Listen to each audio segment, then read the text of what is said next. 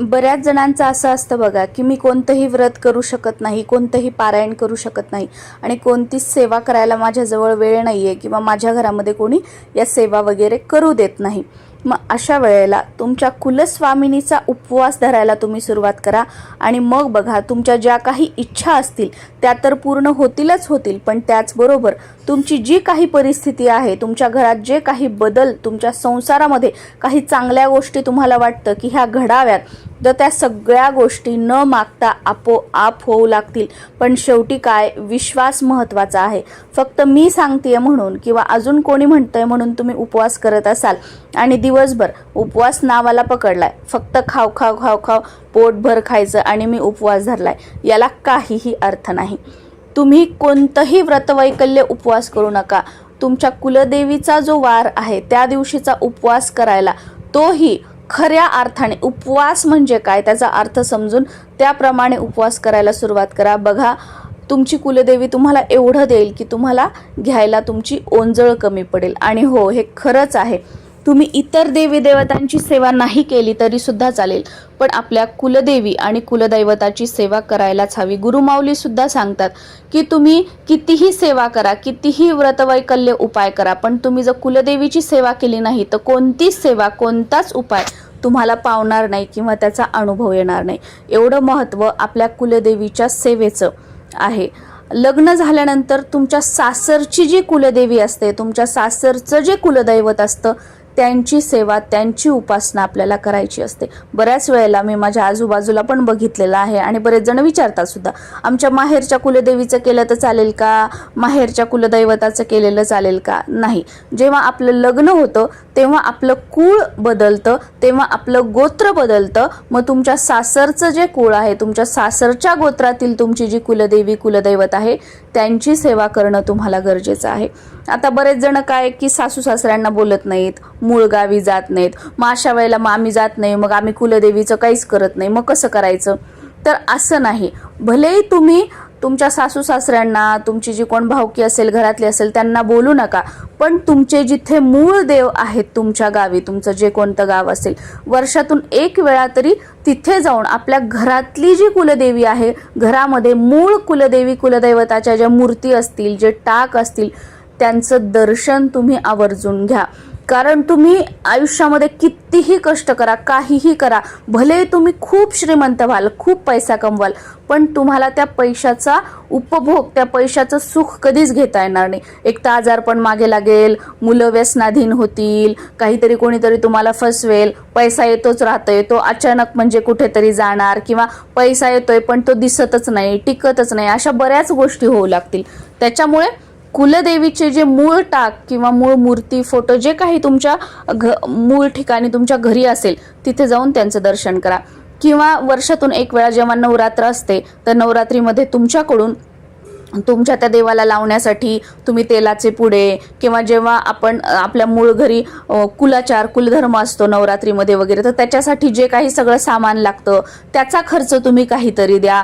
म्हणजे आपल्यासाठी तुम्ही बोलू नका, पण त्या देवासाठी ज्या काही गोष्टी करायच्या आहेत ना, त्या तुमच्या हिशोबाने तुम्ही करा की तुम्ही कसं करू शकता काय, पण ही एक गोष्ट आवर्जून करा। बघा जसं जसं वर्षानुवर्ष तुमच्या कुलस्वामिनीसाठी कुलदेवीसाठी तुम्ही या गोष्टी कराल, तुम्हाला खूप चांगले अनुभव, आयुष्यामध्ये स्थिरता, मुलाबाळांना त्यांच्या कामामध्ये यश, आपल्याला उत्तम आरोग्य लाभत आहे, जेही काही तुम्ही काम करत असाल त्याच्यामध्ये प्रगती होत आहे, समाधान लाभत आहे, असे बरेच अनुभव जे आहेत ते तुम्हाला येऊ लागतील। त्याच्यानंतर दुसरं म्हणजे तुमच्या कुलदेवीचं जे मूळ पीठ असेल तिथे एक वेळा तरी वर्षातून एक वेळा जाऊन तिथे कुलदेवीचा मान सन्मान करण्याचा प्रयत्न करा। भले तुम्ही वर्षाला वर्ल्ड टूर करत असाल, तुम्ही फिरायला इकडे जा तिकडे जा करत असाल, पण तुम्ही कुलदेवीचं दर्शन घेत नसाल तर त्याला काहीही अर्थ नाही। वर्षातून एक वेळा कुलदेवीचं दर्शन हे घ्यायलाच हवं।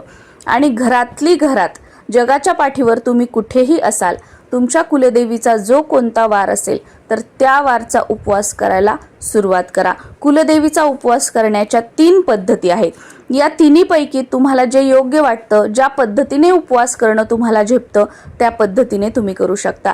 नमस्कार सर्वांना, मी प्रांजली। या व्हिडिओमध्ये मी तुमच्यासोबत कुलदेवीचा उपवास करण्याच्या 3 पद्धती शेअर करणार आहे। त्यातली पहिली पद्धत म्हणजे साधी सोपी, जे कोणी प्रत्येक जण करू शकतं. आता कुलदेवीचा उपवास जो आहे तो घरातील कोणत्याही एका व्यक्तीने केला तरी सुद्धा चालतो. त्याचं पुण्यफळ जे असतं ते आपल्या संपूर्ण घराला लाभत असतं. जनरली बघा, आपल्या कुळाची जी कुलदेवी असते तर कुलदेवीचा उपवास घरातील स्त्रियांनी म्हणजे महिलांनी करायचा असतो आणि आपले जे कुलदेव असतात तर त्यांचा उपवास घरातील पुरुषांनी करायचा असतो. कुलदेवी म्हणजे आपल्या कुळातील जी स्त्री देवता असते, पिढ्यानपिढ्या जिचा मान सन्मान केला जातो ती आहे कुलदेवी. आणि कुलदेव म्हणजे पुरुष देवता झाले. म्हणून कुलदेवीचा आपल्या घरातील आपण लक्ष्मी मानतो, स्त्रीला कुलस्त्री मानतो, म्हणून तिने करावा असं म्हटलं जातं.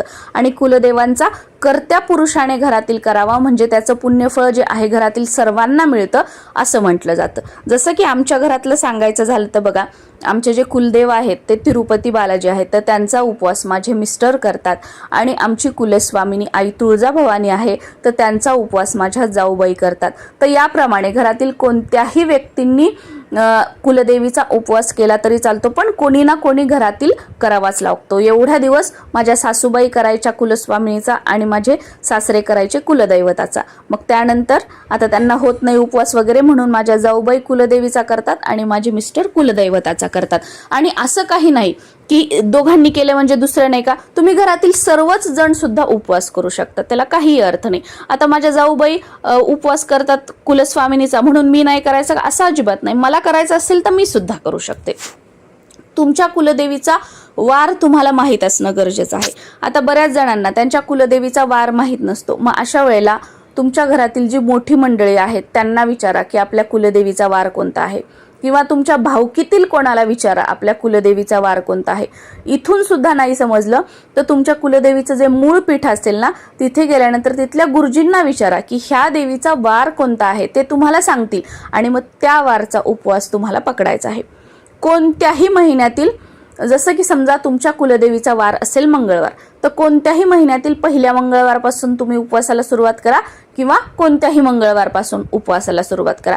समजा तुमच्या कुलदेवीचा वार असेल शुक्रवार, तर कोणत्याही शुक्रवारपासून किंवा कोणत्याही महिन्यातील पहिल्या शुक्रवारपासून तुम्ही उपवासाला सुरुवात करू शकता. ज्या वारी म्हणजे समजा तुमच्या कुलदेवीचा वार मंगळवार असेल तर ज्या मंगळवारपासून तुम्ही उपवासाला सुरुवात करणार आहात तर त्या दिवशी तुमच्या देवघरामध्ये कुलदेवीचा टाक असेल, मूर्ती असेल तर त्यावर अभिषेक करा, कुलदेवीला काहीतरी गोडाचा नैवेद्य दाखवा, कुलदेवीला तांबूल अर्पण करा आणि त्या दिवशी कुलदेवीला प्रार्थना करा की आता समजा आमची तुळजाभवानी आहे तर आई अंबे जगदंबे तुळजाभवानी माता, मी प्रांजली जोशी गोत्र काश्यप, असं असं माझा संसार सुखाचा व्हावा किंवा माझ्या मुलाबाळांना नोकरी लागावी, माझ्या घरामध्ये सुख समृद्धी शांती नांदावी किंवा मला माझ्या कुटुंबाला उत्तम आरोग्य लाभावं, जे काही तुम्हाला वाटतं ते सगळ्या गोष्टी बोलून दाखवायच्या की तुम्हाला कसं वाटतं, माझ्या घरातील वातावरण कसं असावं, काय असावं, त्या सगळ्या गोष्टी बोलायच्या.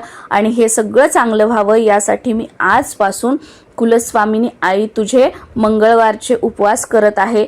जोपर्यंत मला शक्य होईल तोपर्यंत मी हे उपवास करणार आहे आणि आई अंबे जगदंबे माझ्याकडून हे उपवास कायम करून घे. माझी कुलस्वामिनी तुमचा आशीर्वाद कायम माझ्या कुटुंबावर घरावर राहावा, तुमच्या आशीर्वादाने सगळं काही माझा संसार सुखाचा होऊ दे, हे सगळं बोलायचं आणि मग त्या दिवशीपासून तुम्हाला उपवासाला सुरुवात करायची आहे. आता पहिल्या पद्धतीने उपवास करायचा झाला तर दिवसभर तुम्ही फळं, चहा, दूध, कॉफी हे खाऊ शकता आणि संध्याकाळी सूर्य मावळल्यानंतर रात्रीचं जेव्हा आपण जेवण जेवतो तर तेव्हा तुम्हाला उपवास सोडायचा आहे. या पद्धतीने एक वेळा जेवण करून सुद्धा तुम्ही कुलदेवीचा उपवास करू शकता. समजा संध्याकाळी तुम्हाला नाही सोडायचा तर दुपारी एक वेळ जेवून सुद्धा तुम्ही कुलस्वामिनीचा उपवास करू शकता. म्हणजे सकाळपासून काहीच खायचं नाही, दुपारी 1-2 वाजता जेवण करायचं आणि त्याच्यानंतर मग रात्री तुम्ही फराळाचं वगैरे काही खाऊ शकता. या पद्धतीने पहिल्या पद्धतीने उपवास करू शकता. दुसरी पद्धत म्हणजे फळांवर तुम्ही कुलदेवीचे उपवास करू शकता. म्हणजे समजा मंगळवार तुमच्या कुलदेवीचा वार आहे तर त्या दिवशी फक्त फळं खायची, चहा प्यायचा, दूध प्यायचं, ज्यूस प्यायचं, पण अन्न ग्रहण करायचं नाही आणि उपवासाचे जे पदार्थ आहेत ते पण खायचे नाही. फक्त फळं, ज्यूस, दूध, चहा हे खाऊन सुद्धा तुम्ही कुलदेवीचे उपवास करू शकता. मंगळवारी दिवसभर रात्रभर हे फळं वगैरे हेच खायचं आणि बुधवारी मग तुम्हाला उपवास सोडायचा आहे. जे काही जेवायला वरण भात भाजी पोळी बनवायची आणि मग ते जेवण करून उपवास सोडायचा आहे.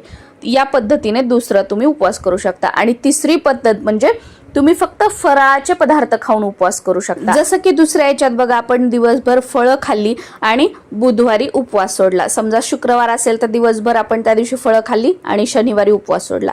त्याप्रमाणे तुमच्या कुलदेवीचा जो वार असेल त्या दिवशी तुम्हाला फक्त फराळाचे पदार्थ खायचे, जसं की भगर, साबुदाणा, अजून काही पदार्थ असतील ते तुम्ही दुपारी संध्याकाळी दोन्ही वेळा तेच खायचे आणि दुसऱ्या दिवशी मग अन्न ग्रहण करून तुम्हाला उपवास सोडायचा आहे।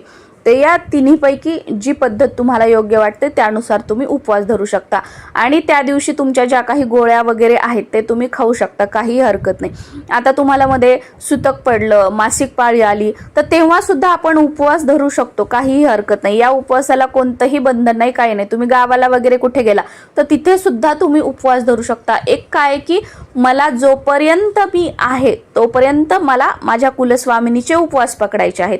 समजा तुम्हाला असं नसेल करायचं तर मग पहिल्या दिवशी जेव्हा आपण कुलस्वामिनीकडे मागणं मागतो, संकल्प करतोय, तर त्यावेळेला तुम्हाला समजा 21, 51, 108 असे उपवास करायचे असतील तर मग तुम्ही त्याच्यामध्ये उल्लेख करा की मी 108 मंगळवारचे उपवास करेल, मी 51 मंगळवारचे उपवास करेल। म्हणजे तुमच्या कुलदेवीचा जो वार असेल त्याचा उल्लेख तुम्हाला करायचा आहे। आणि ज्या दिवशी तुमच्या कुलदेवीचा वार आहे त्या प्रत्येक वारी तुम्ही आवर्जून तुमच्या घरामध्ये कुलदेवीची आरती सुद्धा करा। जेव्हा तुम्ही उपवास सोडणार आहात ना, अगोदर कुलस्वामिनीला हळद कुंकू अर्पण करा, कुलस्वामिनीला एक तुपाचं निरांजन लावा, त्यांची आरती करा। आता प्रत्येकालाच त्यांच्या कुलदेवीची आरती माहीत नसते। तुम्हाला तुमच्या कुलदेवीची आरती माहीत असेल तर सुरुवातीला गणपतीची आरती म्हणायची, त्याच्यानंतर आपल्या कुलदेवीची आरती म्हणायची आणि मग कापूर आरती करायची। पण तुम्हाला तुमच्या कुलदेवीची आरती माहीत नसेल तर मग अशा वेळेला सुरुवातीला गणपतीची आरती करायची आणि त्याच्यानंतर दुर्गे दुर्गट भारी तुझविन संसारी अनाथ नाथे अंबे करुणा विस्तारी, ही जी देवीची आरती आहे ही तुम्ही म्हणू शकता। आपली कुलदेवी कोणतीही असू, तुम्हाला तुमच्या कुलदेवीची आरती माहीत नसेल तर तुम्ही ही दुर्गे दुर्गट भारी आरती म्हणू शकता, कारण ही देवीची आरती आहे, ही कोणत्याही देवीसाठी चालते। तर याप्रमाणे आरती करून मग तुम्ही तुमचा उपवास जो आहे तो सोडू शकता। कुलदेवीच्या वारी कुलदेवीला गजरा किंवा वेणी आवर्जून अर्पण करा, एखादं लाल फुल अर्पण करा। त्या दिवशी काहीतरी गोडाचा पदार्थ बनवून त्याचा नैवेद्य कुलस्वामिनीला दाखवा। कुलस्वामिनीला प्रत्येक तिच्या वारी पानाचा विडा तुम्ही अर्पण करा। करायचं म्हटलं तर खूप गोष्टी आहेत, आपण करू शकतो, पण आपल्याला काय आहे, तूप खाल्लं की रूप पाहिजे। पण अशा गोष्टी नसतात, प्रत्येक गोष्टीला संयम असतो। जसं जसं तुम्ही या गोष्टी करत जाल तसे तसे तुम्हाला अनुभव येत जातील। त्यामुळे सगळं काही करून थकला आहात तर एक वेळेला आपल्या कुलस्वामिनीला शरण जा, आपल्या कष्टासोबत कुलस्वामिनीची सेवा करा। नक्कीच तुमच्या कष्टाला, तुमच्या मेहनतीला नशिबाची साथ मिळेल आणि तुमच्या कुलदेवीच्या आशीर्वादाने सगळं काही तुमच्या आयुष्यामध्ये, तुमच्या संसारामध्ये तुमच्या मनाप्रमाणे होईल आणि सुख, समृद्धी, ऐश्वर्य तुमच्या घरामध्ये नांदेल। हा माझा स्वतःचा अनुभव आहे। इतर कोणते उपाय, इतर कोणत्या गोष्टी करण्यापेक्षा मी कुलस्वामिनीची सेवा आणि त्यातल्या त्या छोट्या छोट्या गोष्टी करण्यावर खूप भर देते। त्याचबरोबर ज्या काही सेवा आहेत त्यासोबत मी कुलस्वामिनीची सेवा, कुलस्वामिनीची उपासना कधीच सोडत नाही। त्यामुळे मलाच काय, आमच्या घरामध्ये सर्वांवर कुलस्वामिनीचा आशीर्वाद आहे आणि जेही काही आम्ही करतो त्यामध्ये कुलस्वामिनीच्या आशीर्वादानेच आम्हाला यश मिळतं आणि आयुष्यात जे काही आहोत ते कुलस्वामिनी आणि आमचे कुलदेव यांच्या आशीर्वादामुळेच आम्ही आहोत। कारण भलेही मी दत्त महाराजांची सेवा करते, पण मी फक्त दत्त महाराजांची सेवा केली आणि कुलस्वामिनीला विसरले तर दत्त महाराज मला त्यांच्या सेवेचे अनुभव देणार नाहीत। कारण जेव्हा आपण कुलस्वामिनी आणि कुलदेव यांची सेवा करतो तेव्हाच आपण इतर आपल्या गुरूंची, देवी देवतांची सेवा करतो, त्याचं फळ आपल्याला मिळत असतं।